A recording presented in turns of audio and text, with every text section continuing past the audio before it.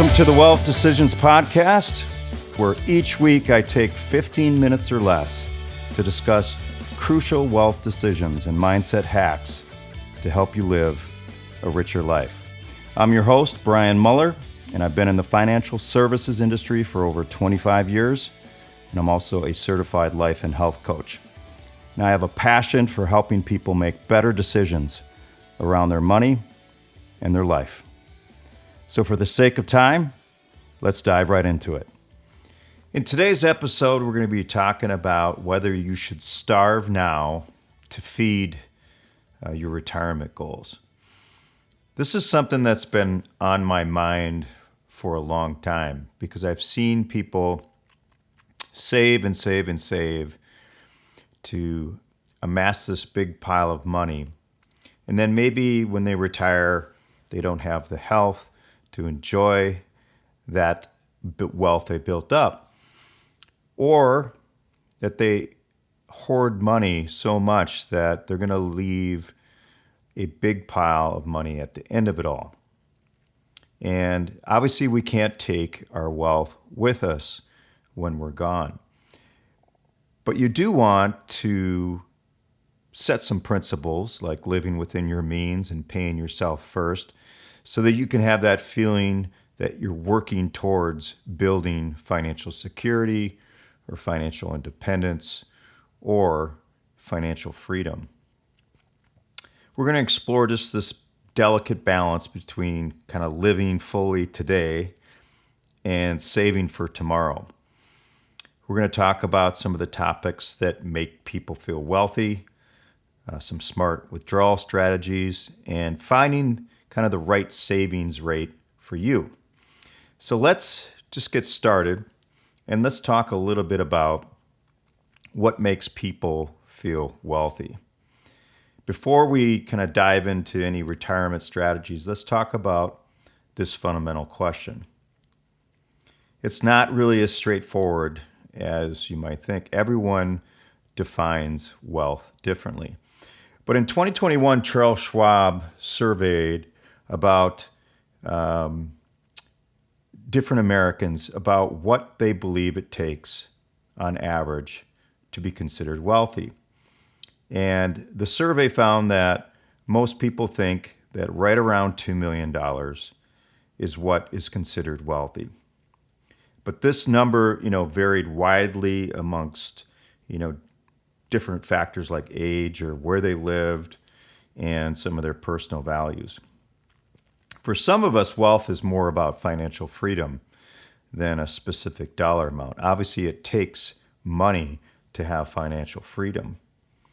But it's crucial to find kind of what wealth means to you personally.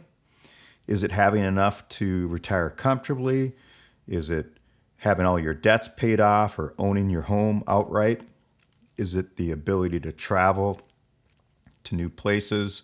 Is it the ability to give back or build a lasting legacy?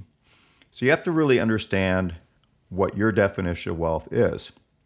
And this is going to help guide your savings and retirement strategies. It's not necessarily about reaching some arbitrary number, but about achieving the lifestyle and security, that you want and deserve. I've talked a lot about withdrawal strategies for retirement, and I've always said that the safest withdrawal that you can take from a portfolio is around 4%, but you can take up to 5% and have your money still last over a long period of time. But when you think about a dollar amount and you think about a 4% withdrawal from that dollar amount, some may look at that dollar amount as being too small. There are different ways to have higher withdrawal rates with some type of guardrails in place. So you may not need to save as much as you initially thought.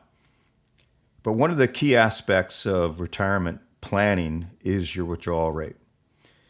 But this more flexible approach has been gaining a lot of traction, and that's a higher withdrawal rate with some type of guardrail. The guardrails approach is you start with a higher withdrawal rate, like 5.5 or even 6%, but you have some rules to adjust that withdrawal rate based upon your market performance.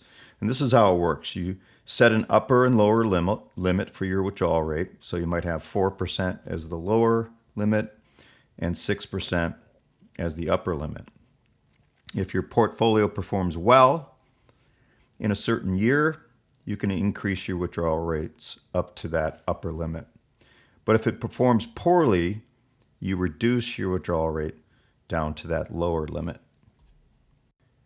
What this allows you to do is potentially have a higher income in retirement and have less assets needed to fund your retirement lifestyle.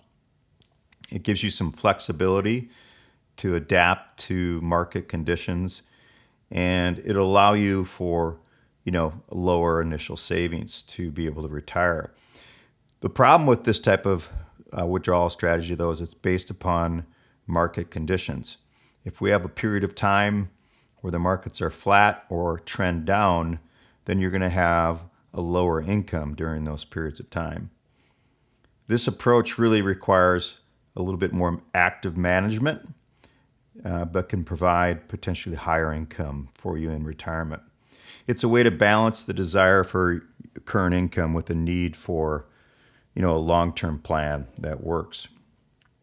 So you need to find your balance when it comes to what's most important to you. And when we talk about savings rates, I've thrown out different numbers for financial security or financial independence or financial freedom. But you need to ask yourself, how much should you be saving to reach your particular goals? A general rule of thumb is to save at least 10 to 15% of your income for retirement. But this can vary very widely, based upon your particular goals. And it comes down to the age you start saving, your desired retirement age, your expected lifestyle in retirement, and maybe some other financial goals like paying off your home or paying for your kids' college expenses or leaving a legacy. There's a lot of experts out there that recommend more aggressive savings. If you want financial freedom, you're most likely going to have to save 20 to 35% of your income. And some will talk about the 50-30-20 rule, that you want to meet 50% of your needs, 30% for your wants, and 20% should be saved for retirement or maybe debt repayment. There's the FIRE movement out there, which is Financial Independence Retire Early movement. And a lot of the numbers thrown out there is saving 50% or more. Now, not very many people can save 50% of their income, but the FIRE movement is really focused on people that want to retire very early and have all their debts paid off. Just remember that the right savings rate is personal. It should align with your goals and values while still allowing you to live, fully today. So how do you live fully today while saving for tomorrow? That is the big question that I posed in the beginning of this episode. Should you starve now to feed your retirement goals? The big question is, how do we balance enjoying life now with preparing for the future? So here are some strategies to help in doing that. You might want to prioritize experiences over things. So instead of buying more things and accumulating items that you want, rather than focusing on experiences, you're going to have more to potentially save for the future. Number 2, practice mindful spending. Focus on purchases that truly, bring value to your life and bring you joy. Number 3, you can find low-cost ways to enjoy life. Getting out into nature, going to community events, learning new skills, trying things with your family. Number 4, use some type of values-based budgeting to align your spending with your core values.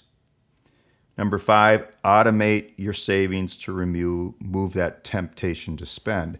And that comes back to the pay yourself first philosophy. Have a percentage go into investment accounts for the future, your 401k, Roth IRA, and an individual taxable investment account. And then whatever's left over, use for your wants, needs, and some of your wishes. But always, and number 6 is just always allow for some fun money in your budget. Some fun money to create experiences today so that you can enjoy life without starving, just to be able to have a big pile of money down the road. The key is finding a balance, that works for you. It's not about, depriving yourself of everything today, but making, a conscious choices that align with both your current and future goals. So you don't have to starve now to feed your retirement goals, but you do have to have a plan that works for your personal goals. It's about finding this balance that allows you to live well today while preparing for the future so that you have some type of security knowing that you're on the right path. There's obviously no one-size-fits-all answer. Your financial journey should align with your personal values, your goals, and your individual circumstances. But understanding what truly makes you feel wealthy, using some type of flexible withdrawal strategy, or finding the right savings rate for you is really what retirement planning should be about. You can create a financial plan that works for both your present and future self. So that's it for today's episode. Should you starve now to feed your retirement goals? And if you like this episode, please rate the episode, make some comments, and hit the notification bell to get updated on future Wealth Decision podcasts. And please, if you could, share it with a family member or a friend. My goal with the Wealth Decisions podcast is to reach over 100,000 people by the end of the year in the Twin Cities and beyond, so that people can make better wealth decisions to live a richer life. If you'd like to schedule a discovery call with me, you can go to my website at momentouswealthadvisors.com, and I'll spend some time to get to know you a little bit and find out if I might be able to steer you in the right direction or help you with your financial future. And once again, thanks for listening and have a great weekend.